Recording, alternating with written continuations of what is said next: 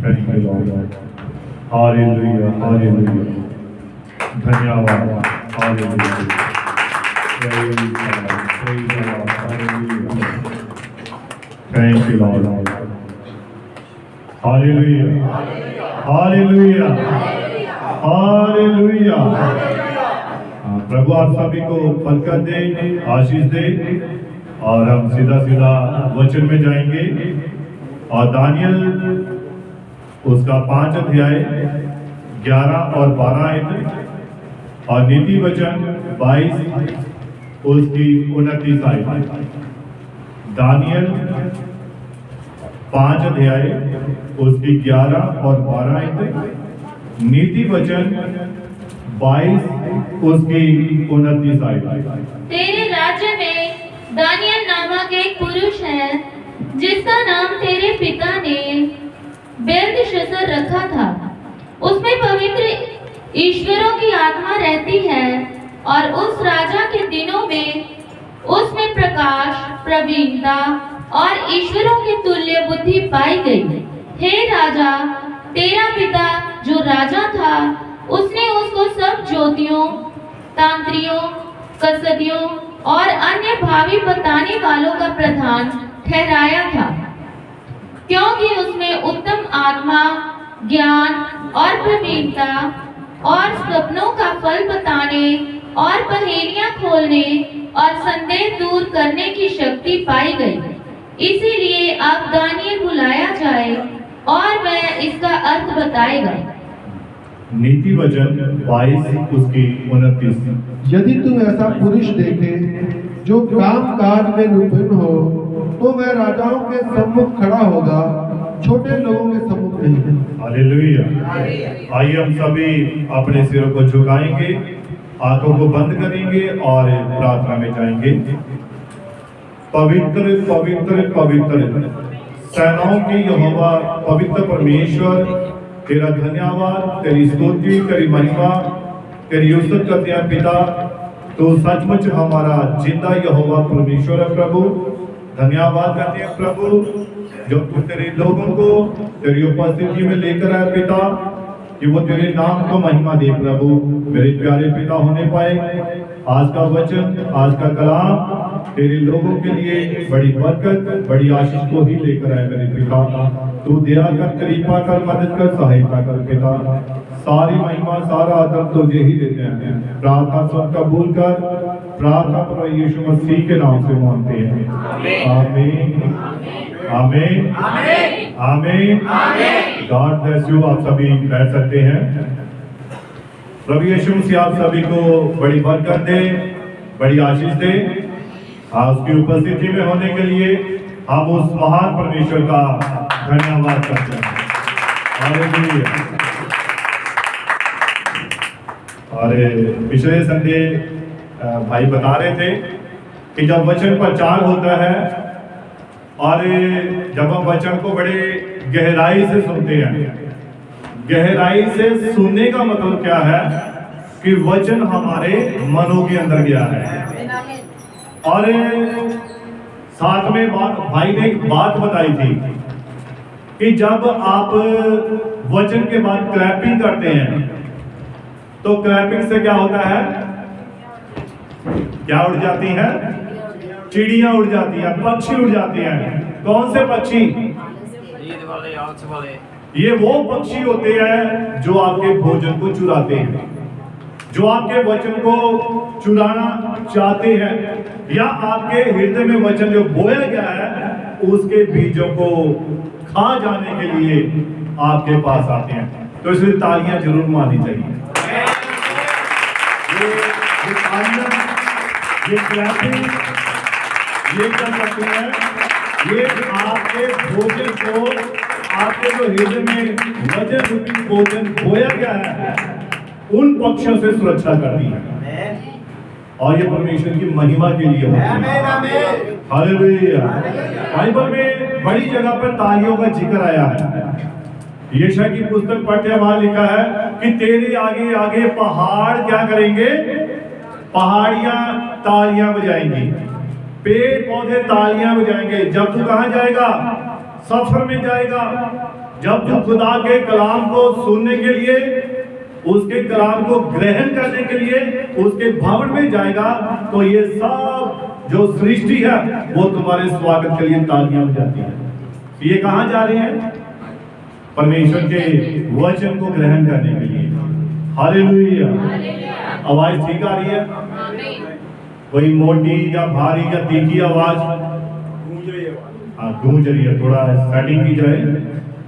और बड़ी अच्छी बात होती है कि जब कलीसिया में पीछे बैठे भाई लोग बताते हैं कि आवाज कैसी है, क्योंकि अगर आपको सही सुनाई नहीं देगा या वचन आप तक सही नहीं पहुंचेगा तो मेरे ख्याल से उसका कोई फायदा नहीं होगा, क्योंकि आपका ध्यान उसी तरफ लगा रहेगा। Hallelujah, hallelujah. तो हमने जो वचन पढ़ा है दानियल की पुस्तक में से, और दानियल के बारे में और नीति वचन, और उसमें 22-29 कि जो पुरुष काम काज में निपुण होता है वो कहां पर खड़ा किया जाता है? वो राजाओं के सामने खड़ा किया जाता है।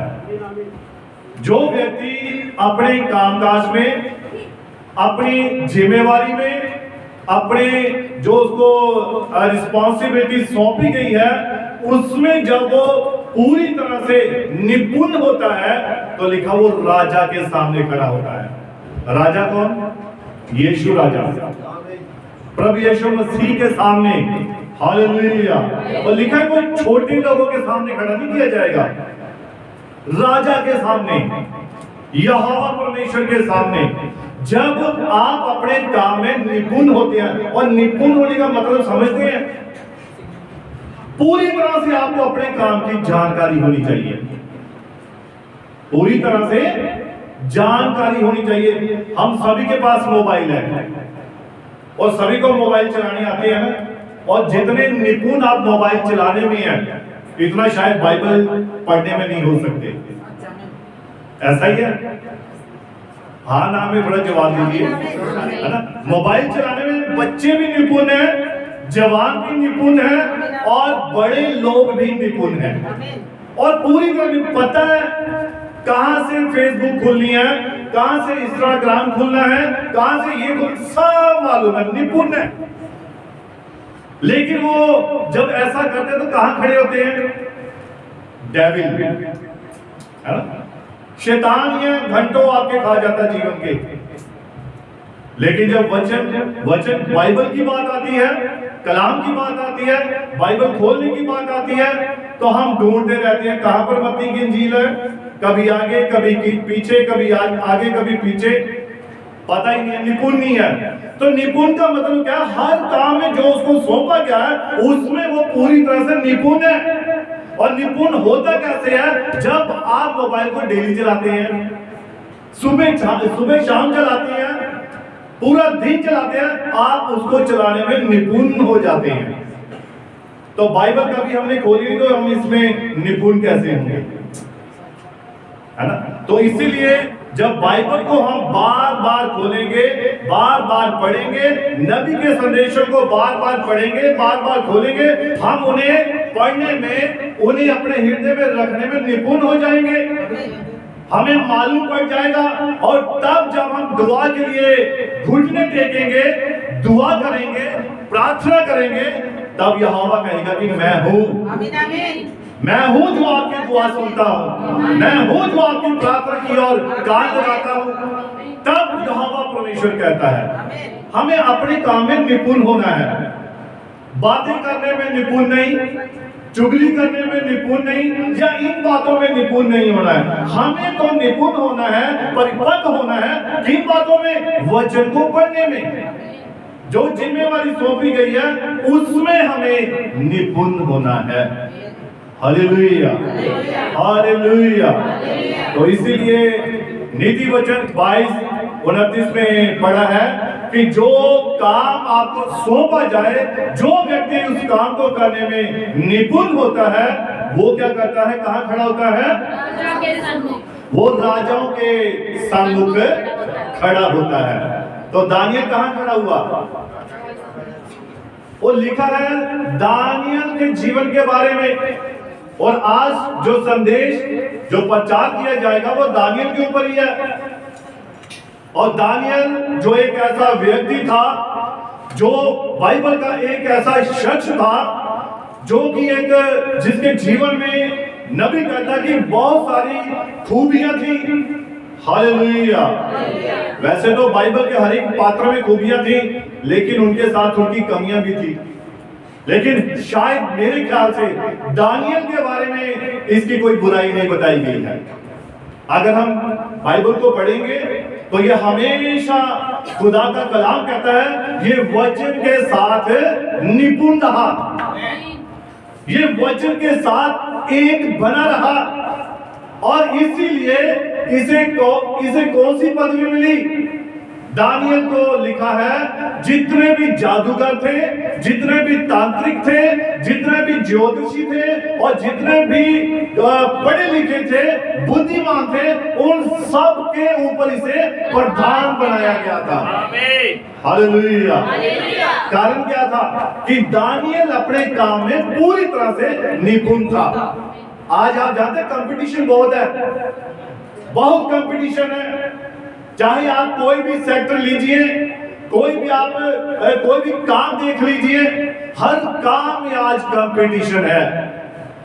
तो आप देख लीजिए, अगर आपने कंपटीशन में उत्तीर्ण होना है, फर्स्ट आना है, तो आपको कितनी मेहनत करनी पड़ेगी, आपको उस काम में कितना निपुण होना पड़ेगा। हालेलुया। बच्चों को अपनी पढ़ाई में अगर कोई टेस्ट देना है, पेपर देना है, तो उन्हें कितना निपुण होना पड़ेगा। जैसे ही क्वेश्चन पढ़ा, याद आ गया, ये वहां पर लिखा हुआ है, इसका जवाब ये है। इसे कहते हैं निपुण होना। ऐसा नहीं जब कभी किताब खोली नहीं, कुछ पढ़ा ही नहीं, और वहां सोचने बैठ गए, कहां पढ़ा था मैंने, मुझे याद नहीं आ रहा है, कौन सी बुक थी, फिर वो यही बात होती है।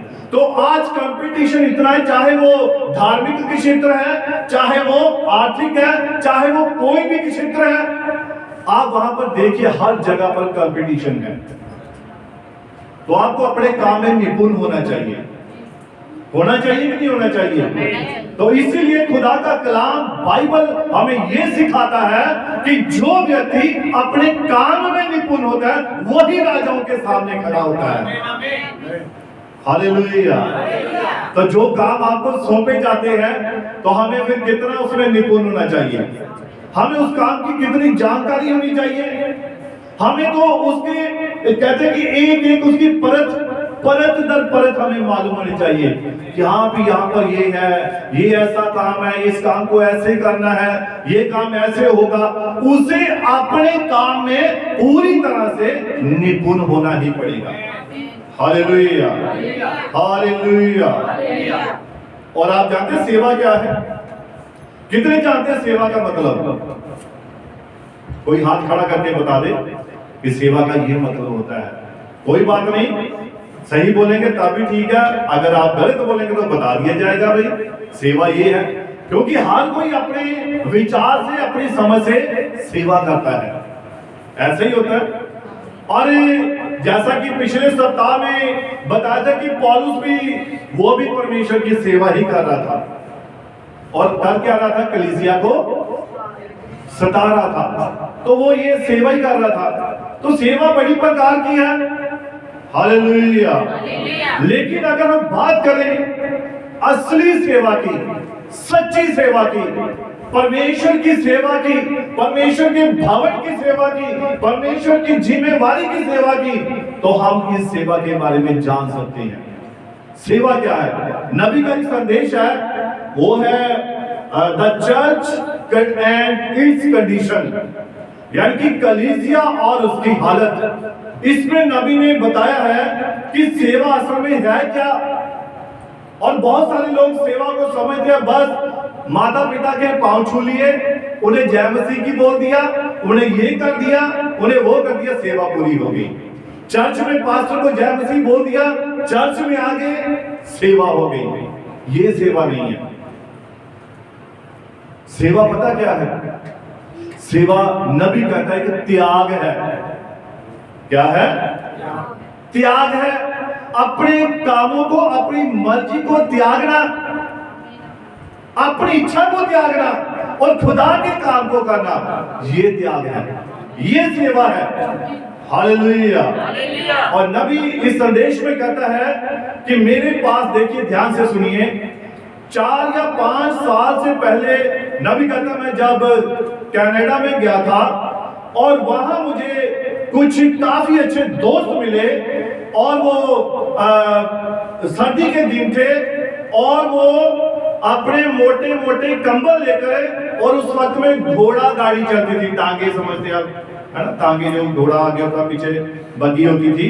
तो लिखा है, नबी कहता है कि वो बड़े बड़े सर्दी में बड़े बड़े कंबल लेकर अपनी इस घोड़ा गाड़ी पर 40-50 किलोमीटर दूर से वचन सुनने के लिए आते थे। नबी कहता है ये सेवा है। पिछली बार बताया पढ़ा हमने, कलीसिया की जिम्मेवारी है, कलीसिया के ऊपर एक बोझ है, कलीसिया की अपनी खुद की जिम्मेवारी है। और ये जिम्मेवारी क्या है? चर्च में आना, संगति करना, खुदा के भवन में आना, ये कलीसिया की सेवा है। हालेलुया। और जो अपनी सेवा से पीछे हटती है वो सेवा नहीं है ना। और देखिए यहां नबी कह रहा है कि 40 और 50 किलोमीटर दूर से वो दोस्त आते थे, किस लिए? सिर्फ वचन को सुनने के लिए। और ये उनका त्याग था, ये उनकी सेवा थी। इतनी सर्दी थी, बारिश पड़ रही थी, लेकिन फिर भी वो अपनी उस इच्छा को त्याग कर चर्च में पहुंचते हैं। इसे त्याग कहते हैं, इसे सेवा कहते हैं। हालेलुया। और नबी कहता है, और वो पूरी भक्ति के साथ चर्च में आते थे, चाहे जितनी मर्जी ठंड क्यों ना हो, पर वो बहुत ही अच्छे व्यक्ति होते हैं जो लगातार इन स्थितियों का मुकाबला करके खुदा के भवन में पहुंचते हैं। Hallelujah, hallelujah. और नबी कहता है, बर्फ के ऊपर चलकर कई मुसीबतों को वो उठाते हैं, और बर्फ में चलना आसान नहीं होता है। जहां पर नबी बात कर रहा है, बर्फ में चलना आसान नहीं होता है, लेकिन फिर भी वो कई किलोमीटर का सफर तय करके अपनी, वो भी सोच सकते हैं कि हम भी आज सर्दी बढ़ी है भाई, बर्फ पड़ चुकी है, रास्ते ब्लॉक है, तो हम आज रहने देते हैं, घर में ही बंदगी कर लेते हैं। तो नबी कहता है ये सेवा नहीं है, ये आपकी इच्छा है, ये आपकी मर्जी, आपका दिमाग है। हालेलुया। और देखिए लिखा, नबी कहता है, और वो बर्फ के ऊपर पैदल चलकर कई मुसीबतों को झेल कर चर्च में आते हैं, चाहे वो बूढ़े हैं चाहे वो जवान हैं। तो वो क्या करते हैं, और वो झुंड बनाकर चर्च में आते हैं, और एक परिवार दूसरे परिवार के साथ मिलकर आते हैं, और ये उनका, नबी कहता है, एक त्याग है, ये उनकी एक आराधना है जो खुदा के लिए है, ये उनकी भक्ति है जो खुदा के लिए है, ये उनका प्रेम है जो खुदा के लिए है, और इसी को सेवा कहते हैं। Hallelujah, hallelujah. आगे सुनिए, नबी कहता है, अगर आप असल में सेवा करना चाहते हैं तो आपको बहुत दुख झेलने होंगे। सेवा दुख झेल कर होती है, परेशानियां झेल कर होती है। ये नहीं कि सेवा आप आराम से कुर्सी पर बैठे रहे, आराम से चारपाई पर बैठे रहे और हमें बैठे बैठाए सब कुछ मिल रहा है तो हम सेवा कर रहे हैं। भाई घर में बैठकर दुआ कर ली, प्रार्थना कर ली और हमने सोच लिया हमने सेवा कर ली। नबी कहता है इसके लिए आपको दुख झेलनी होती है। हो सकता है आपको भूखा भी रहना पड़े, आपको बिना भोजन किए हुए चर्च में आना पड़े, आपकी ऐसी स्थिति हो, आपके ऐसे हालात हो।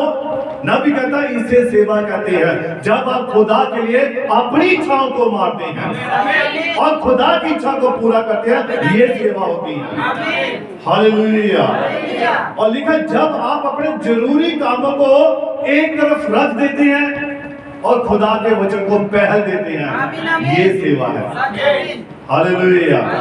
फिर जरूरी काम, कितना भी जरूरी काम क्यों ना हो, कैसा भी काम क्यों ना हो, जब आप खुदा के लिए, परमेश्वर के लिए उसे एक तरफ रखते हैं तो खुदा फिर आपको आशीष से भरपूर करता है।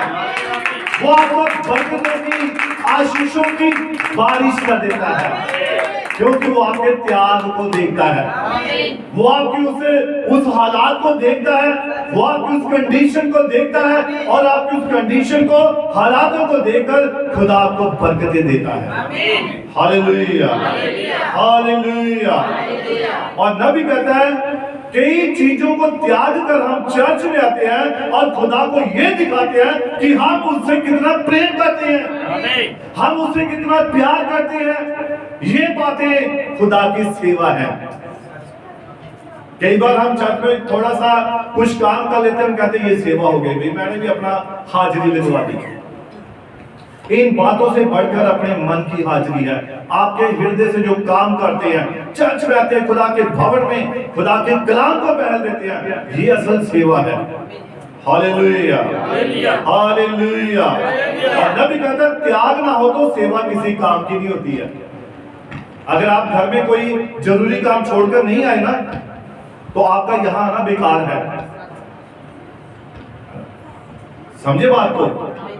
बहुत जरूरी काम था, बड़ी मुश्किल थी, लेकिन फिर भी आए, तो ये खुदा को ग्रहण है, ये सेवा है। Hallelujah, hallelujah. नबी कहता बहुत दुख सहकर ही आप सेवा कर सकते हैं। अगर किसी के पांव दबाने होते हैं तो हम क्या करते हैं? आजकल माता पिता कहते हैं बच्चों को, बेटा थोड़ी टांगे दबा दे, पैर दबा दे, तो बच्चे क्या करेंगे? एक हाथ में मोबाइल होगा, दूसरा हाथ बस 2 मिनट ऐसे किया, मम्मी मेरा हाथ थक गया। और बच्चे क्या करें? जब चर्च में पास्टर ने पूछा बच्चे कितने बच्चे सेवा करते हैं, तो उन्हीं बच्चों के हाथ सबसे पहले खड़े होंगे। किसी ने अपने माता पिता के पांव दबाए? हाँ पास्टर जी मैंने दबाए, मैं सेवा की थी। क्या कितनी देर की? बस मोबाइल था एक हाथ में, दूसरा हाथ पांव पे था, 2 मिनट बस दबा दिया, तो हाथ दर्द होने लगता। ये सेवा नहीं है। सेवा दुख झलकर जब तक आपके हाथों में दर्द ना होना शुरू हो जाए और फिर भी आप पांव दबाते रहे, फिर भी आप सेवा करते रहे, ये सेवा है। ऐसा नहीं कि थोड़ा सा काम किया, थक गए, बैठ के मम्मी होनी दबाई जाते, डैडी होनी दबाई जाते, मैं थक गया, मैंने काम आ गया, फोन आ गया, ये सेवा नहीं है। Hallelujah, hallelujah. सेवा नबी कहता है एक त्याग है, अपने आप को मारना पड़ता है, अपने आप को दबाना पड़ता है, अपने आप को जीरो करना पड़ता है, अपने आप को खत्म करना पड़ता है, तब जाकर आप कहीं सेवा कर सकते हैं। अपनी इच्छाओं को मारना ही सेवा है। अगर आप सोचे कि हम संसार के काम भी करते रहे और खुदा का भी काम करते रहे, ऐसा तो हो नहीं सकता। एक समय पर आप 2 जगह नहीं हो सकते हैं। आमीन। एक समय पर आपको एक ही जगह होना पड़ेगा। Hallelujah, hallelujah. और देखिए नबी कहता है कि यहाँ पर आगे फिर से देखिए, चर्च में आने के लिए, सभा में आने के लिए नबी कहता बहुत सारे लोग पता क्या करते थे पुराने समय में। पुराना समय, जब मैं ज्यादा पीछे नहीं जा रहा, नबी का समय कितना था, ये आप 20-30 साल पहले पीछे चले जाओ, 40 साल पीछे चले जाओ, 50 साल पीछे चले जाओ, 70 साल, ठीक है। उस वक्त नबी कहता है कि लोग चर्च में आने के लिए जब उनके पास कुछ होता नहीं था, नबी कहता वो अपनी भेड़ों को बेच देते थे, अपने जानवरों को बेच देते थे कि हम चर्च में जाएं। वो गिरवी रख देते थे, यहां तक कि उन्हें बेच ही देते थे कि हम सिर्फ खुदा के भवन में जाने पाए। ये इसे कहते हैं सेवा। आज सेवा क्या है? कोई नहीं, गवांडिया का चर्च लाके चर्च है, इतने बैठ जाने, ऐसा नहीं है। खुदा ने आराधना के लिए एक स्थान चुना हुआ होता है।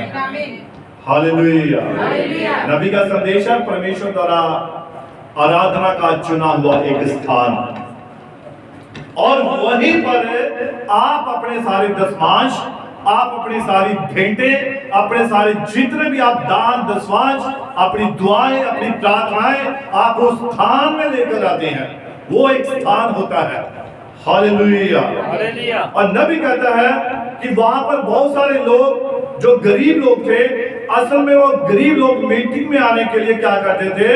वो अपनी गायों को और अपनी भेड़ों को भी बेच देते थे कि हमने उस बंदगी में जाना है, हमने उस सभा में जाना है, हमने वहां पर अपना दान देना है, दशमांश देना है। वो अपनी चीजों को बेच देते थे। और यही उदाहरण हम नए नियम में भी देखते हैं, प्रेरितों की पुस्तक में, उसमें भी हम देखते हैं कि उन्होंने खुदा के लिए अपनी चीजों तक को भी प्रिय नहीं जाना, बल्कि उन्हें खुदा के लिए बेच दिया। अब यह नहीं है कि आप अपना घर का सामान बेच दो, अपनी गाड़ी, अपना मोटरसाइकिल बेच दो, वो नहीं। ये आपका एक त्याग है। खुदा ने हमें समझ दी है, हमें बुद्धि दी है, हर काम उसके वचन के अनुसार होना चाहिए। हालेलुया। और नबी कहते हैं कि वो क्या कहते थे, वो बुजुर्ग लोग जो एस्किमो लोग जानते हैं, जो बर्फ में घर बनाकर रहते हैं, और उनके पास पहनने के लिए क्या होता था, जो याक आप समझते हैं, जिसके बड़े बड़े बाल होते थे, वो बैल होता है वहां का, या एक जानवर है, और उसकी चमड़ी जो थी बालों वाली, वो अपने ऊपर लपेटते थे। और नबी कहता है वो उन्हें भी बेच देते थे। कहां जाने के लिए? दाऊद क्या कहता है, मैं खुश हुआ जब मुझे कहने लगे आओ कहां चले, खुदा के भवन में चले। आज ये खुशी कहां है? आज हम सभी दाऊद बनते हैं, हम सभी गोलियत को मारते हैं। मारता गोलियत कहां मार दिया भाई? नींद में मार दिया है ना, या बातों बातों में ही मार दिया? आज दाऊद वाली सामर्थ्य, दाऊद वाला विश्वास, दाऊद वाली ताकत, अगर दाऊद वाला आनंद चाहते हैं तो हमें दाऊद की तरह जीवन भी गुजारना पड़ेगा। हालेलुया। इसलिए दाऊद कहता है मैं खुश हुआ जब मुझे कहा आओ खुदा के भवन को चले। फिर वो आनंद आता है, फिर वो खुशी आती है। Hallelujah, hallelujah. और देखिए, और नबी कहता है कि वहां के जो बुजुर्ग एस्किमो थे, वो अपनी उन खालों को, जो जानवर की खाल जो उन्हें ठंड से बचाती थी, उन्हें भी बेच डालते थे कि हम खुदा के भवन में जाएं। लोग दूर दूर से आकर परमेश्वर की क्या करते थे? महिमा करते थे। और वो किस लिए? ताकि हम खुदा से आशीषें प्राप्त कर सके। अगर वो लोग जानते हैं कि हमारी आशीषें कहां है, तो हमें क्यों नहीं पता भी हमारी आशीषें कहां है? मालूम है ना कहां हमारी आशीषें? हमारी आशीषें खुदा के वचन में है। जब वचन सुनते हैं, वचन ग्रहण करते हैं, तो हमारी आशीषों के द्वार खुल जाते हैं। लिखा है विश्वास कैसे आता है? विश्वास सुनने के द्वारा आता है। और सुनना किसकी ओर से होता है? मसीह की ओर से होता है। Hallelujah, hallelujah. तो इसीलिए नबी कहता है, हम और थोड़ा सा इसको पढ़ते हैं। और चर्च में हम क्यों आते हैं? चर्च में हम कितने लोग जानते हैं हम चर्च में क्यों आते हैं? यीशु की आराधना करने के लिए, और हाँ जी, अपना सुधार करने के लिए। और बोलिए क्यों आते हैं हम चर्च में? प्रभु से मिलने के लिए। गॉड ब्लेस यू, सभी अच्छा बोले, ठीक है। और जो सही बात है वही, हम अपना सुधार करने के लिए आते हैं। हम यहाँ किसी का सुधार करने के लिए नहीं आते हैं, किसी का सुधार कर ही नहीं सकते हम। सुधार करने वाला यीशु मसीह, सुधार करने वाला वचन है। जब वचन अंदर जाएगा, वो अपने आप सुधार हो जाएगा, है ना। मैं किसी को जबरदस्ती सुधार नहीं सकता, मैं किसी को जबरदस्ती मना नहीं सकता। ये मेरा काम नहीं है, ये खुदा का काम है। मेरा काम सिर्फ वचन का प्रचार करना है, वचन को बताना है। लेकिन सुधार कौन करेगा? वो वचन करेगा, यीशु मसीह करेगा। हालेलुया। इसीलिए नबी कहता है कि हम जो अपने आप को चर्च में बेहतर बनाने के लिए चर्च में आते हैं, और अपनी बेहतरी के लिए, अपने सुधार के लिए, एक बेहतर नागरिक बनने के लिए, एक बेहतर पिता बनने के लिए, एक बेहतर माता बनने के लिए, एक अच्छा पड़ोसी बनने के लिए हम यहाँ चर्च में आते हैं। हम सब बातें यहाँ बाइबल में से सीखते हैं। बाइबल हमें सब कुछ सिखाती है, सब कुछ सिखाती है। हमें अपने पड़ोसियों से कैसे रहना है, हमें अपने रिश्तेदारों से कैसे व्यवहार करना है, हमें अपनी कलीसिया से कैसे व्यवहार करना है, बाइबल सब कुछ सिखाती है। और यही सीखने के लिए हम चर्च में आते हैं। इन बातों को ही हम सीखने के लिए चर्च में आते हैं। वरना तो जैसे पंजाबी में कहते हैं घरों घरी सारे सियाने होते हैं, सारे को पता है कि कितना जीवन गुजारना है, सभी सियाने हैं, सभी को मालूम है कि कैसे क्या करना है, रिश्तेदारों से कैसे मिलना है, शादी आ गई तो क्या लेन देन करना, सब मालूम है। लेकिन जब चर्च का मामला आता है फिर हम अनजान बन जाते हैं, हमें फिर कुछ नहीं पता है। अच्छा, वचन में ये लिखा है, क्योंकि बाइबल कभी पढ़ी नहीं, वचन कभी पढ़ा नहीं, संदेश कभी पढ़े नहीं, तो इसीलिए ये जरूरी है कि हमें बाइबल को और नबी के संदेशों को लगातार पढ़ना है और लगातार हमें दुआ करनी है। Hallelujah, hallelujah. जिनको नींद आती है वो जोर से हालेलुया बोल सकते हैं।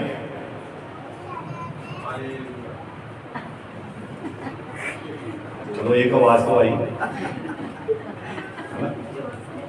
इसका मतलब भाई जागा हुआ है ना, मालूम है, खुदा बरकत दे, आशीष दे। तो जो जागे हुए हैं वो जोर से बोलेंगे हालेलुया। एक बार फिर से, एक बार फिर से। हाँ, अब पता लग गया अभी सब जगह से। God bless you, hallelujah. और नबी कहता है हम चर्च में अपने आप को एक बेहतर मसीही बनाने के लिए आते हैं, एक बेहतर पिता बनने के लिए आते हैं। हम यहाँ से सीखते हैं कि एक बाप का फर्ज क्या है। बाइबल हमें सिखाती है ना सब कुछ। हम संदेशों में, प्रचारों में सुनते हैं, जब माता पिता के ऊपर प्रचार की बात आती है तो हम सीखते हैं। हम सीखते हैं एक अच्छी माता कैसे बनना है, हमें एक अच्छा पड़ोसी कैसे बनना है, हमें किसी काम को कैसे करना है, किस प्रकार से करना है, ये सब सीखने के लिए हम चर्च में आते हैं। और नबी कहता है कि अगर जहां पर 2 या 3 मिलकर उसका नाम लेते हैं तो यीशु मसीह आपकी दुआ को जरूर सुनता है। Hallelujah, hallelujah. तो इसीलिए हमें क्या करना है, हमें वचन को बड़े गौर से सुनना है, ध्यान से सुनना है, ताकि प्रभु अपने वचन के द्वारा हमारे जीवन में क्या करे, काम करे और हमें सिखाए कि हमें कैसे वचन में चलना है, कैसे हमें उसके वचन को जीना है, कैसे उसके वचन को प्रकट करना है। और नबी ने इसकी उदाहरण एक मेमने के साथ दी है, एक विश्वासी की। और मेमने का जीवन आप सभी जानते हैं। तो नबी ने यहां कहा है कि मेमने के ऊपर मौसम के अनुसार ऊन आती है, मेमने के ऊपर मौसम के अनुसार ऊन आती है और ऊन उसका हक होता है। जो उसके ऊपर ऊन आती है उसका अपना हक होता है। ये हमारे सर पे जो बाल है इस पर किसका हक है? हमारा है ना। तो जो मेमना है, मेमने के जो बाल आते हैं उसके ऊपर किसका हक होता है? मेमने का होता है। और नबी कहता है एक विश्वासी का जीवन एक मेमने के समान होना चाहिए। हालेलुया। उसका कारण क्या है?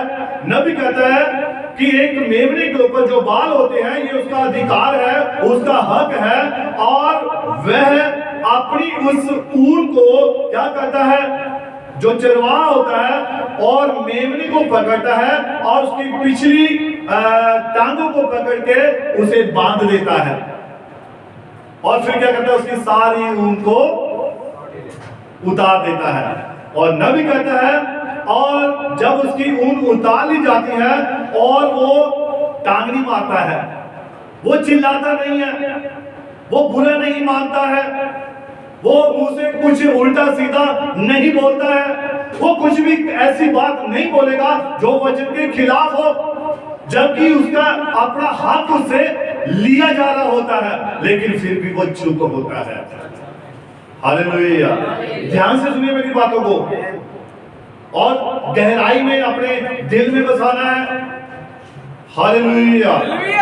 और जब नबी कहता है और वो लात नहीं मारता और वो बुड़बुड़ाता नहीं और उसके सारे हक को उससे काट लिया जाता है और वो चुप है, क्यों चुप है?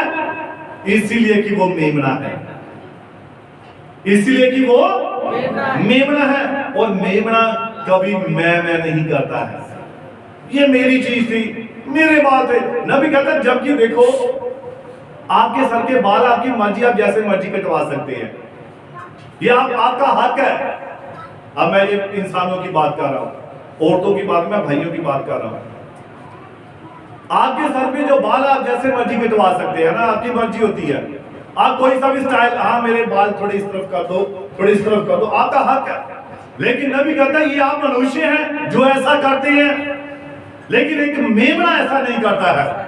जो मसीह का, खुदा का जो मेमना है वो ऐसा नहीं करेगा।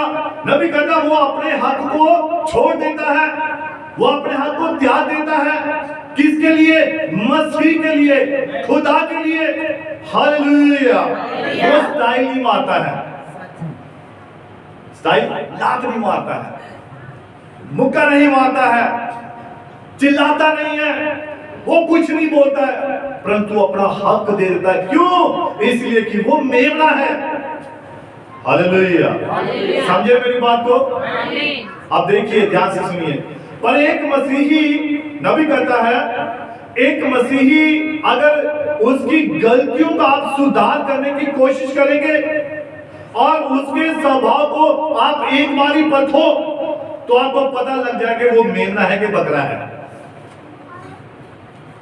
समझे? अगर कोई कहता मैं मेमना हूं तो एक बार उसका सुधार करो, एक बार उसे वचन की कोई बात बोलो, तो नबी कहता आपको पता लग जाएगा कि वो मेमना है या बकरा है, पता लग जाएगा। हालेलुया। तो इसीलिए पर एक मसीही और आप उसकी गलतियों को वो सुधार कीजिए।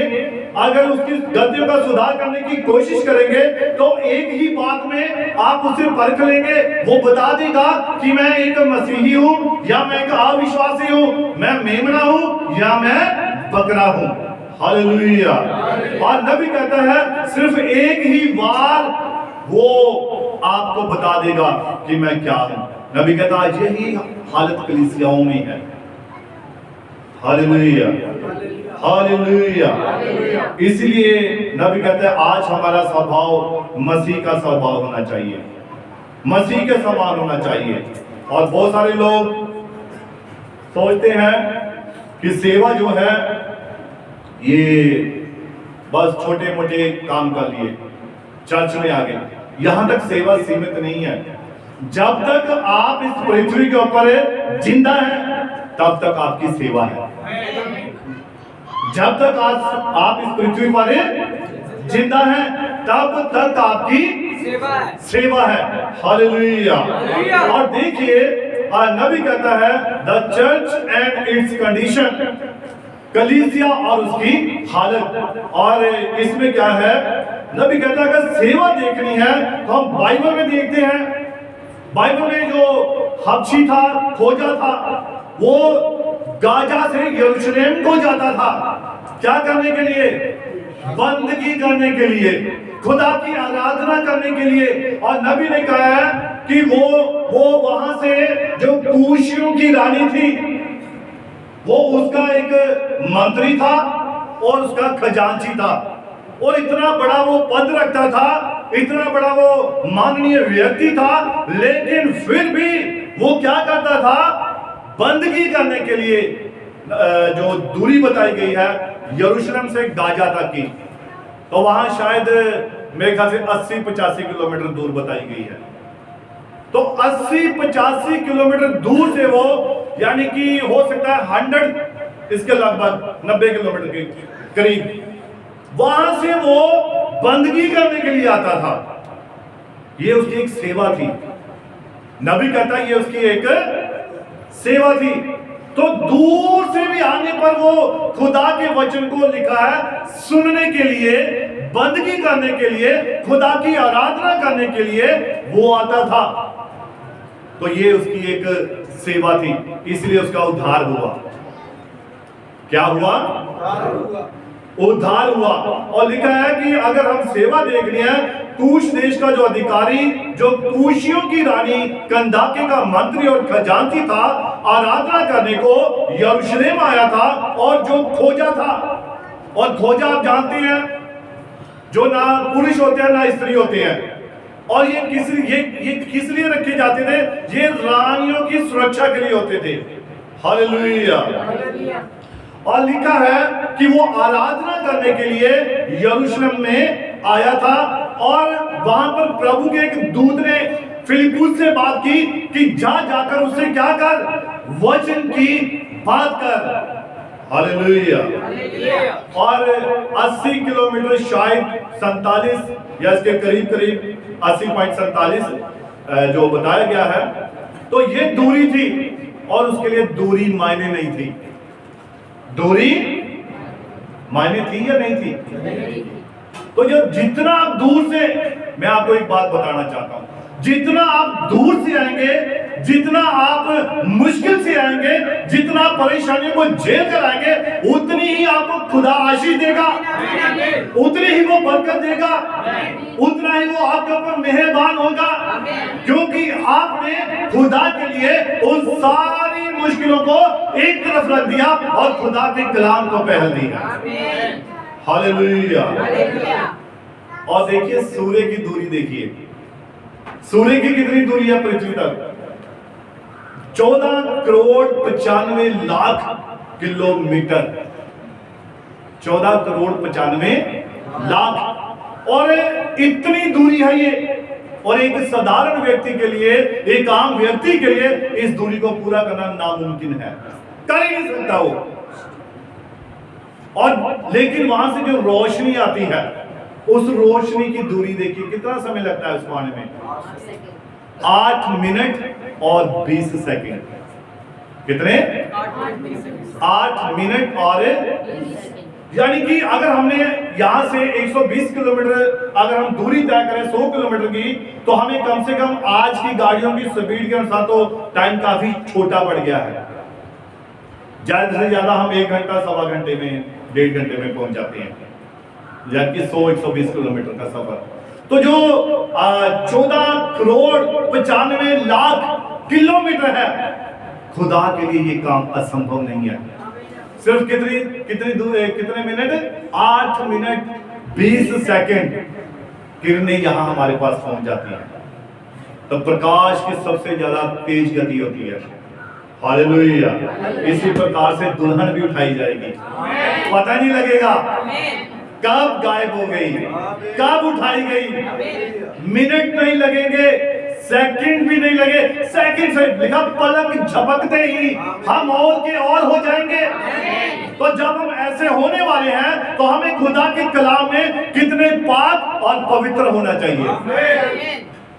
हालेलुया। तो देखिए फिर दूरी मायने है, बताइए। खुदा सूरज कभी अका है? अरे नहीं प्रभु, बड़ी दूर पृथ्वी है, बड़ी दूर तक मुझे किरणें भेजनी पड़ती है, 14,95,000 किलोमीटर दूर तक सफर करना पड़ता हर रोज। क्या सूर्य कभी अका? नहीं अका। क्या पेड़ पौधे अके? क्या नदियों ने बहना बंद कर दिया? सब चल रहा है खुदा के अनुग्रह से, खुदा की कृपा से। और उन्हें ताकत कौन दे रहा है? बताइए। परमेश्वर दे रहा है, खुदा दे रहा है। अगर आप नहीं बोलेंगे मैंने नाम लेके फिर पूछना, बताइए भी, ठीक है। तो ताकत कौन दे रहा है? प्रभु यीशु मसीह दे रहा है। और वही एक विश्वासी को अपनी हजूरी में आने के लिए ताकत देता है, वही हमारे प्रबंध करता है, वही हमें सब कुछ देता है, वही हमें गाड़ियां देता है, वही हमें मोटरसाइकिल देता है, वही हमें धन देता है, वही हमें दौलत देता है, और ये सब उसी का है। और जब हम उसी के लिए खर्च करते हैं, तो खुदा उन्हें 100 गुना में बदल देता है, 1000 गुना में बदल देता है। Hallelujah, hallelujah. और इसीलिए हमें खुदा के भवन में आने के लिए कभी भी इतना भी हमें शक नहीं होना चाहिए। घर बैठे ही अगर कुछ हो जाए फिर इससे अच्छा खुदा के भवन में कुछ हो जाए। ये नहीं भी यहां मरना है, यहां रैप्चर हो जाए, खुदा के भवन में उठाया जाना हो जाए, तो ये सबसे बढ़िया बात नहीं होगी। तो अगर घर में हम बैठे हुए चिंता में, अब वॉशिंग मशीन लगा दिया, स्विच लगा दिया है, कपड़े पड़े हुए हैं, या ये काम रह गया है, वो काम रह, उन कामों को अगर हम ध्यान में रखते हुए चर्च में आएंगे तो हम कभी भी आशीषें नहीं पाएंगे, कभी भी बरकत नहीं पाएंगे। चर्च में आना, खुदा की हजूरी में आना, पूरी तरह से निश्चिंत होकर, बिना टेंशन के आना है। तभी आप वचन को जो है वो सुन सकते हैं, तभी आप वचन को ग्रहण कर सकते हैं। Hallelujah, hallelujah. तभी आपके जीवन में खुदा का कलाम काम कर सकता है। Hallelujah, hallelujah. क्या ये चीजें रोक सकती हैं? नहीं रोक सकती। क्या बारिश, क्या तूफान, क्या कोई हमारी परेशानी, क्या कोई हमारी मुश्किल, या कोई भी ऐसी बात क्या हमें रोक सकती है? नहीं रोक सकती है। जो लोग सच्चे विश्वासी हैं उन्हें कोई भी चीज नहीं रोक सकती है। सच्चा विश्वासी हमेशा वचन देखेगा, कलाम को देखेगा, बाइबल को देखेगा, फिर हालात चाहे कैसे भी क्यों ना हो। हमारे चर्च में एक बहन थी, आप जानते होंगे, है ना, जो सारे पुराने वाले लोग हैं, और उसको शुगर थी, शुगर की बीमारी थी। पाँव कितने बड़े थे? इतने बड़े सूज चुके थे। चेहरा कितना था? इतना मोटा चेहरा हो गया था, और उसे यूरिन वाली पाइप लगी हुई थी, है ना। तो उसे कहाँ होना चाहिए था? हॉस्पिटल में या घर में? हॉस्पिटल में होना चाहिए था। और ये कंडीशन है, ऐसी कंडीशन है, इसे तो हॉस्पिटल में होना चाहिए था या घर में होना चाहिए था। लेकिन वो होती कहाँ थी? चर्च में होती थी। तो क्या उसने शर्म की? कि नहीं भाई, मुझे यूरिन पाइप लगी है, भाई लोग क्या सोचेंगे, बहनें क्या सोचेंगी, चर्च वाले क्या सोचेंगे। उसने सिर्फ अपनी चंगाई को देखा, उसने खुदा के कलाम को देखा, उसने अपने विश्वास को प्रकट किया। मेरा विश्वास है कि चाहे कंडीशन कैसे भी क्यों ना हो, हालात कैसे भी क्यों ना हो, मैं चर्च में जाऊंगी तो मैं चंगी हो जाऊंगी। ये चीजें आपको मसीह के निकट लेकर आती है, ये चीजें आपको मसीह के साथ एक करती है, और यही बातें आपको एक सच्चा विश्वासी बनाती हैं। अगर थोड़ी सी भी पेट दर्द हुई, बस काम खराब, की बार है जाता उठना पैना, एक ही छुट्टी सी, एक ही छुट्टी थी। चलो कोई बात नहीं, प्रभु को माफी मांग रहे हैं, मानची प्रभु माफ कर देंगे, आज मैं से पेट से दर्द है, बस वही खुदा से कमिटमेंट कर ली।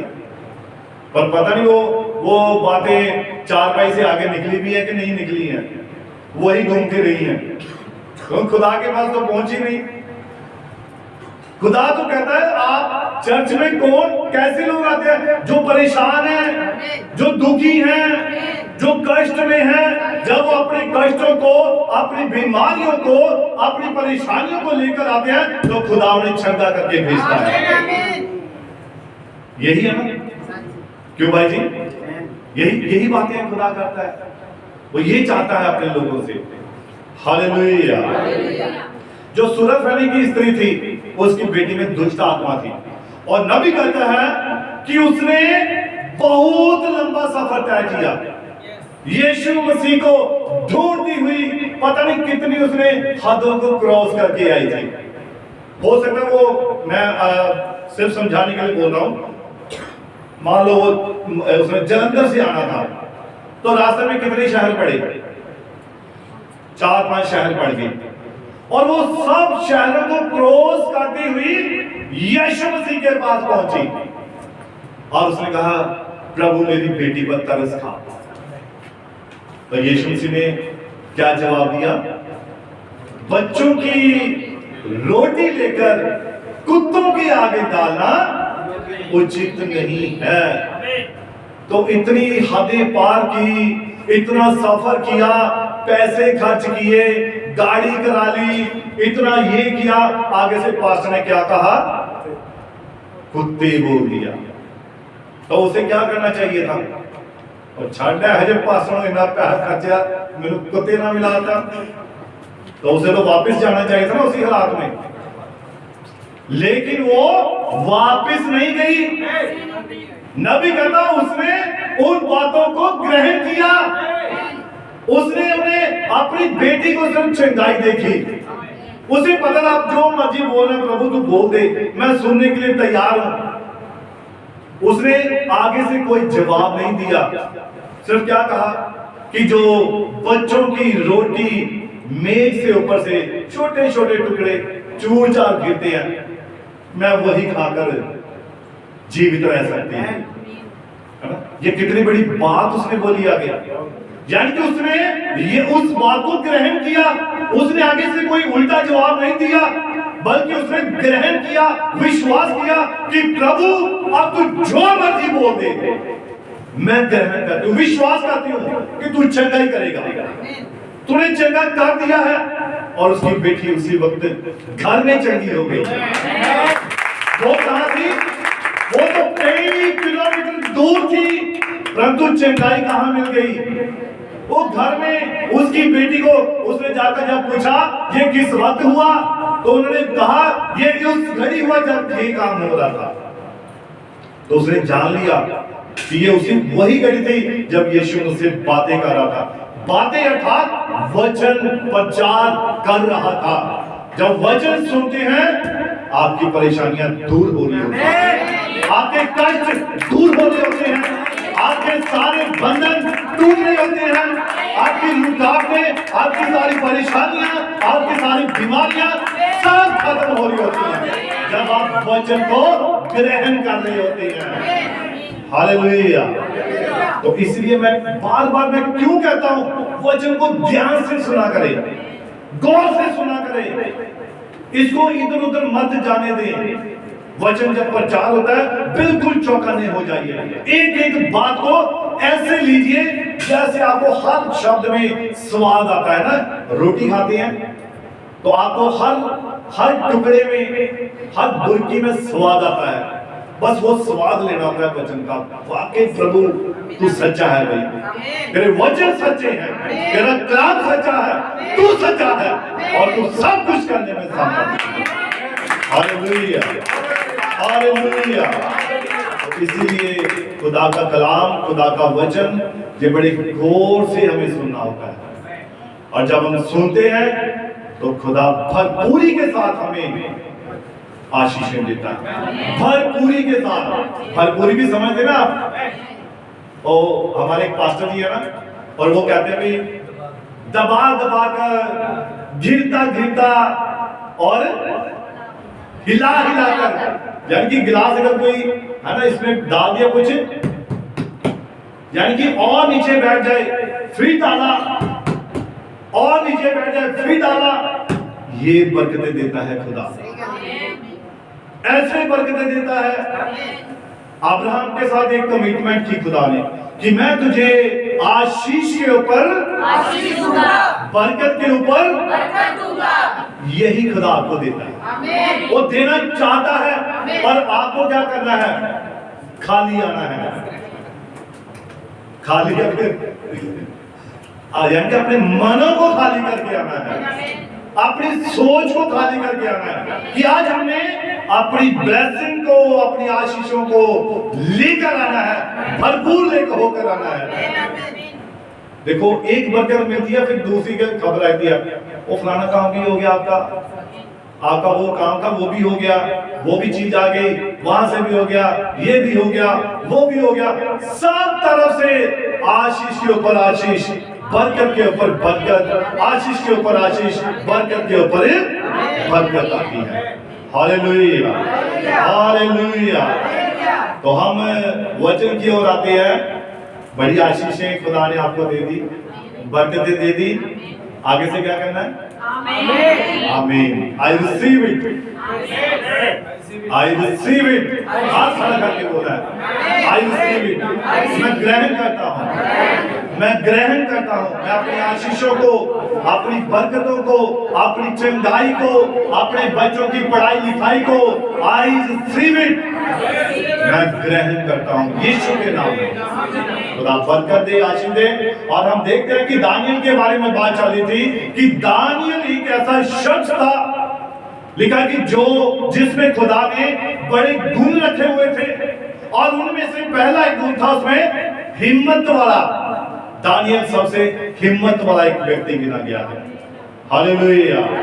और लिखा है, नबी कहता है कि जब दानियल की बात करें, दानियल के नाम का अर्थ क्या है? परमेश्वर मेरा न्यायाधीश, परमेश्वर मेरा न्यायी। हालेलुया। और दानियल की जिंदगी में 7 बातों पर हम ध्यान देंगे।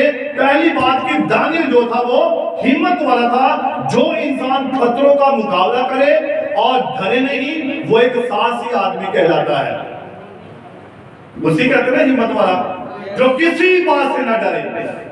हिम्मत वाला, चाहे कुछ भी सामने आगे, मुसीबत हो, मुश्किल हो, कैसी भी जानवर क्यों ना हो, खतरनाक से खतरनाक व्यक्ति क्यों ना हो, वो किसी से नहीं डरता है। हिम्मत वाला होता है, हिम्मत रखकर बात करता है। तो दानियल का ये एक गुण था, पहला गुण जो दानियल के अंदर था कि वो हिम्मत वाला था। हालेलुया। और दानियल की जिंदगी दूसरों से भिन्न क्यों थी? वैसे दानियल नाम के कई व्यक्ति हैं, नबी कहता है कि दानियल नाम के कई व्यक्ति हैं, लेकिन बाइबल का दानियल जो है वो साहसी और शूरवीर है। बहुत सारे हम देखते हैं दानियल नाम रख लेते हैं, मूसा नाम रख लेते हैं, दाऊद नाम रख लेते हैं, लेकिन हम उनमें से किसी को नहीं जानते हैं। हम किसे जानते हैं? जो बाइबल का दानियल है, जो बाइबल का मूसा है, जो बाइबल का दाऊद है, हम उन्हें जानते हैं। नाम तो रख लेते हैं हम दानियल, नाम तो रख लेते हैं हम, लिखा कि दानियल के अंदर कौन सा आत्मा था? दानियल के अंदर अच्छा आत्मा था, बुद्धि का, प्रवीणता का, उसमें भेदों को प्रकट करने वाला आत्मा था, उसमें स्वप्नों के अर्थ बताने वाला आत्मा था, उसमें भेदों को खोलने की सामर्थ्य थी। दानियल के अंदर तो ये सामर्थ्य पाई जाती थी, लेकिन आज के दानियल जो नाम रख लेते हैं उनके अंदर क्या है? संसारिकता, कपट। नाम दानियल, इसलिए हम उन दानियल को नहीं जानते, हम ऐसे दाऊद लोगों को नहीं जानते, हम तो बाइबल के दानियल को जानते हैं जो खुदा का सच्चा जन था। हालेलुया। अब देखिए, जब भी दानियल का जिक्र आता है तो हमें एकदम से किसका क्या चीज सामने आती है? शेरों की मान नजर आती है। जब भी दानियल का नाम आएगा तो हमें क्या नजर आता है? शेरों की गुफा, जहां पर उसे डाल दिया। यही बात तो उसके लिए मशहूर थी, यही बात है ना। तो जब भी दानियल का जिक्र आता है तो हमें शेरों की मांद, शेरों की गुफा नजर आती है कि दानियल कहां पर है? शेरों की गुफा के अंदर है। हालेलुया। अब देखिए, और जब भी उसकी बात आती है तो दानियल का जिक्र आता है, जहां दानियल ने अपनी जिंदगी की एक रात भूखे शेरों के बीच में गुजारी। ये एक रात ने दानियल के जीवन में उसके विश्वास को प्रकट कर दिया था। हालेलुया। और ये एक बड़ी तगड़ी मुसीबत थी, ये छोटी मुसीबत नहीं थी। भूखे शेरों की मांद में डाल देना, और नबी कहता है कि ये कोई छोटी मुसीबत नहीं थी, ये बहुत बड़ी मुसीबत थी। नबी कहता है एक शेर जो है वो अपने पंजे से 12 आदमियों को एक बार में यूं नहीं गिरा सकता है, मार सकता है। तो वहां तो कितने भूखे शेर थे, तो दानियल अकेला था। हालेलुया। पिछले सप्ताह दाऊद के बारे में देखा था कि दाऊद ने किसको मारा? भालू को, उसके बाद उसने शेर को मारा था। फिर उसने एक ऐसे जानवर को मारा जो इस्राएल को क्या कर रहा था? उनकी निंदा कर रहा था। उनकी बेइज्जती कर रहा था खुदा के लोगों की। और खुदा नबी कहता है दानियल को वहां तैयार कर रहा था, उस दाऊद को तैयार कर रहा था। किसके लिए? सिर्फ गोलियत को मारने के लिए। पहले उसने छोटी सामर्थ भेजी, रीछ को भेजा, देखता हूं ये रीछ को मार सकता है कि नहीं मार सकता। तो जब देखा कि दाऊद ने रीछ को मार दिया तो खुदा ने और ताकतवर जानवर भेजा, और वो था शेर।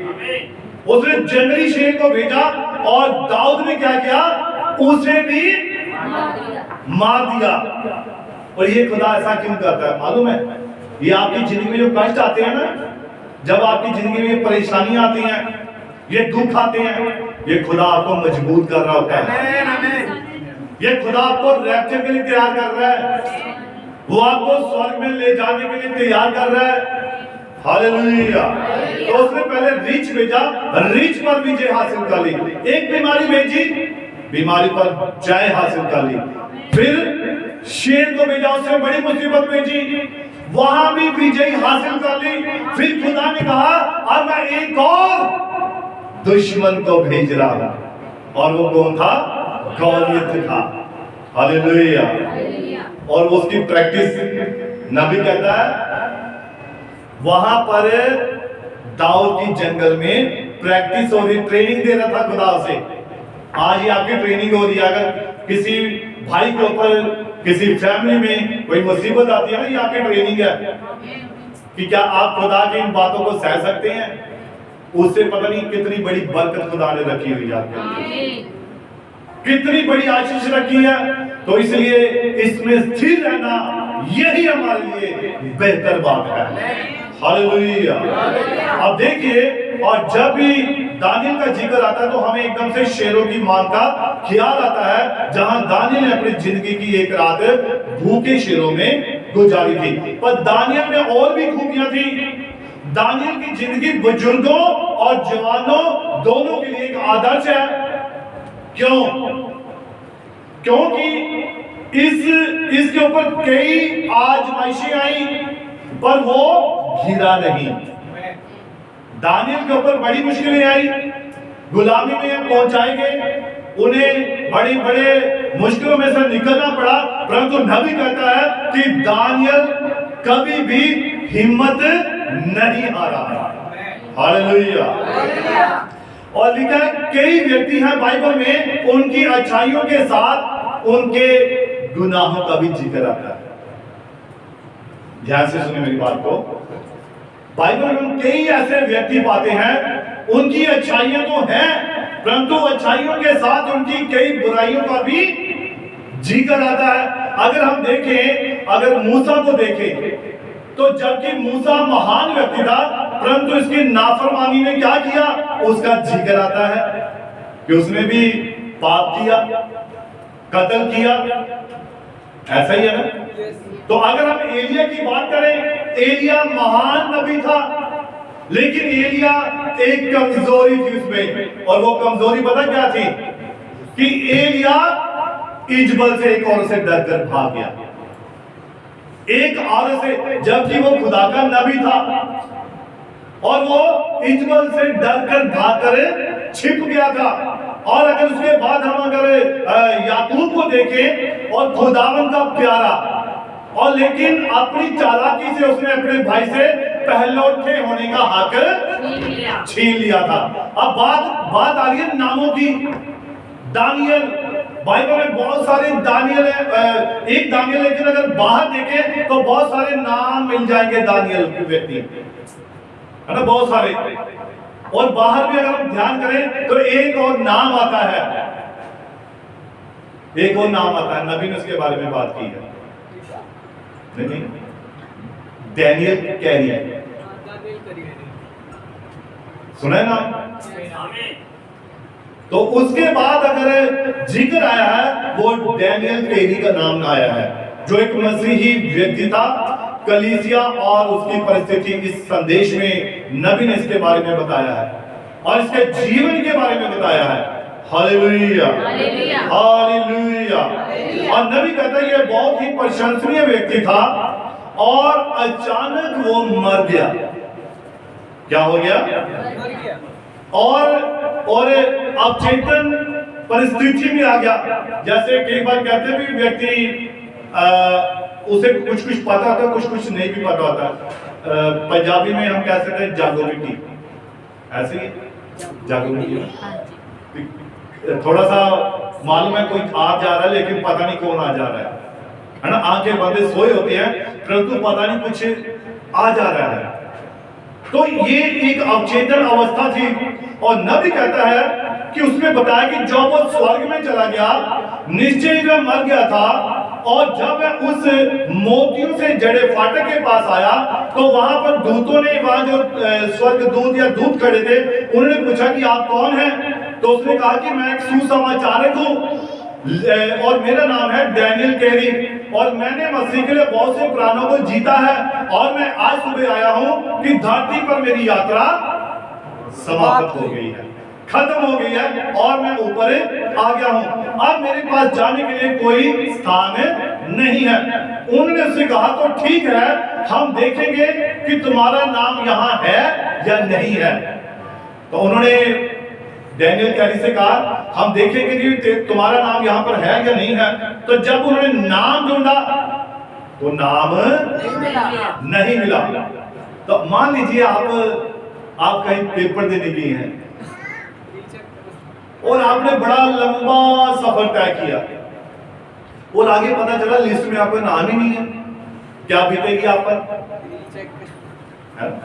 आप टेंशन में आ जाएंगे, क्या इतना सफर 200 किलोमीटर दूर से आया हूं और मैंने तो सब फॉर्म भरा है, मैंने फीसें भरी है, मैंने सब किया, परंतु यहाँ लिस्ट में मेरा नाम ही नहीं है। उस वक्त क्या बीतेगी? तो यही स्थिति डैनियल कैरी की हो गई। और उन्होंने कहा तो ठीक है, हम देखेंगे कि तुम्हारा नाम यहाँ है कि नहीं। उन्होंने यहाँ वहां देखा और नाम को नहीं पाया और कहा डैनियल कैरी यहाँ पर आपका नाम नहीं है। और उसने कहा कि पक्का है, मैं एक सुसमाचारक हूं, मैंने मसीह के लिए प्राणों को जीता है। उसने कहा श्रीमान, मुझे आपको बताते हुए खेद होता है कि आपका नाम नहीं है। हालेलुया, यहां आपका नाम नहीं है। कहां मैं आपको बताऊंगा कि आप क्या कर सकते हैं। तो उसने उसको कहा कि इसका हल क्या है। उसने पूछा होगा कि भाई मेरा नाम नहीं है तो फिर क्या कर सकते हैं, कोई तो हल होगा, कौन बताएगा? तो उन्होंने कहा हम तुझे बताते हैं कि तू क्या कर। तब उन्होंने क्या किया, उसने कहा कि हमें अधिकार नहीं कि हम इस मामले को अपने हाथों में लें, तो ये मामला तो भाई आगे किसी और के हाथ में है। तो उसने बताया आप अपने मामले के लिए निवेदन कर सकते हैं। तो उसने कहा भेजो भाई, कहां भेजना, मुझे बताओ कहां जाना है। और आप उसे सफेद न्याय के सिंहासन के सामने अपने मामले को रख सकते हैं। हालेलुया। और हुआ क्या, नबी कहता है लेकिन देखिए आज हमारे यहां आपके लिए कोई दया नहीं है, आप यहां अपने मसले को रखना चाहते हैं। डैनियल कैरी ने कहा मैं इसके अलावा और क्या कर सकता हूं, क्या मेरा मामला आगे पहुंचाया जाए, इसके अलावा मेरे पास दूसरा कोई भी चारा नहीं है। तब उसने कहा वह ऐसे स्थान पर आया जो कि बहुत ही प्रकाशमान होते जा रहा था। कहा कि जितना वह आगे गया उसे वहां और प्रकाश मिलता गया और प्रकाश मिलता गया और प्रकाश मिलता गया। और उस दिन एक बहन आई हुई थी, वो बता रही थी कि हम जिसकी आराधना करते हैं वो सिर्फ एक क्या है, लाइट है, रोशनी है, लेकिन उन्हें मालूम नहीं कि रोशनी का नाम क्या है, पर दुल्हन को मालूम है रोशनी का नाम क्या है। बाइबल में उसका जिक्र है, उन लोगों को मालूम नहीं है। और उसने बैग के ऊपर वो रोशनी का चित्र बनाया हुआ था, फोटो लगी थी कि हम तो इसे मानते हैं भाई, हम यहां जाते हैं। तो मैंने कहा आपको मालूम है इस रोशनी का नाम क्या है? नहीं, हमें नहीं पता, लेकिन हमें बताया गया है कि हमें सिर्फ रोशनी को ध्यान में लाना है और उस रोशनी को देखना है। और नबी यहां बता रहा है वो जहां पर उसका न्याय होने के लिए जा रहा था, डैनियल के का। तो वहां लिखा है प्रकाश होते ही जा रहा था, बढ़ता ही जा रहा था। जैसे जैसे वो आगे बढ़ता जा रहा था, प्रकाश और तेज होता जा रहा था, सूर्य के समान, यानी कि उससे भी 100 गुना 1000 गुना चमकदार था। और उस बहन को मैंने बताया, बहन आप जानते हैं कि ये रोशनी कौन है? मैंने कहा ये प्रभु यीशु मसीह है। यीशु से कहा जगत की रोशनी में है। तो नाम, उस रोशनी का नाम क्या है? यीशु मसीह है। और वो रोशनी और कोई नहीं सिवाय यीशु मसीह के।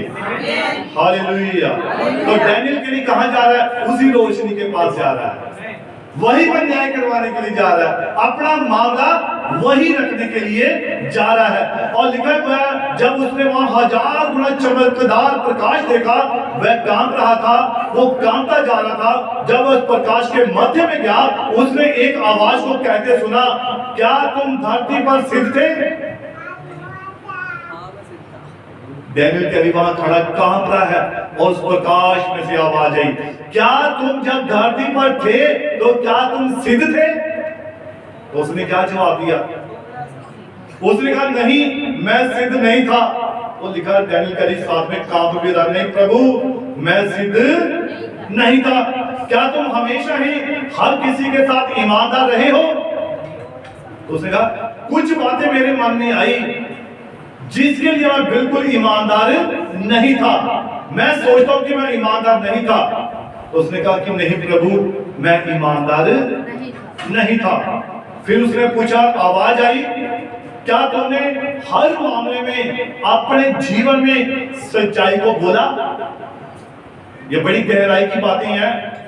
ये वह ये समझ लीजिए, ये एक नमूना है, ऐसा होने वाला है और ऐसा होगा ही।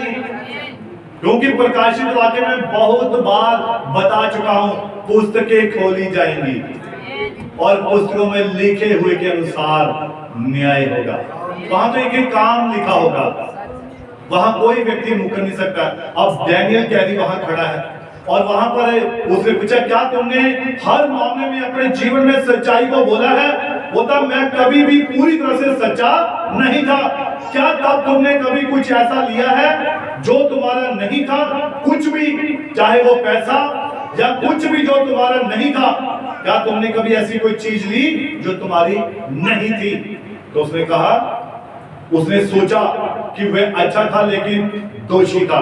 कहा नहीं नहीं, मैंने उन चीजों को लिया है जो मेरी नहीं थी। अब वह देख रहा था किसी भी मिनट जहां पर वो जो पवित्र आत्मा विश्राम कर रहा था, उस प्रकाश में से धमाका होगा। उसने सोचा अब बातें खत्म होगी, अब यहां से कोई धमाका होगा, कोई आवाज आएगी या कोई प्रकट होगा और वो मुझे नाश कर देगा। तो वो इस बात को आंखें बंद करके नबी कहता है सोच रहा है, वो देख रहा है कि अब यहां से रोशनी में से कुछ निकलेगा।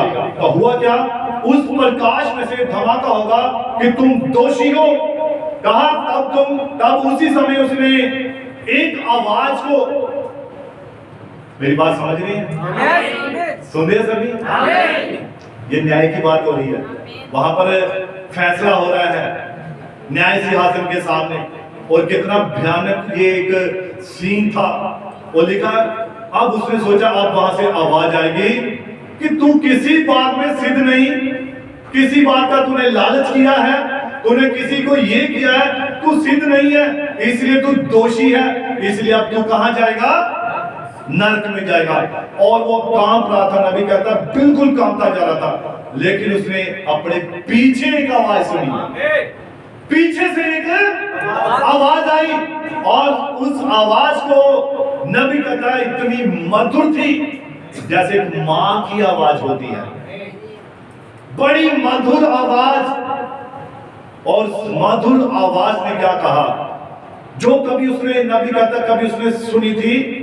और वो पीछे देखने के लिए मुड़ा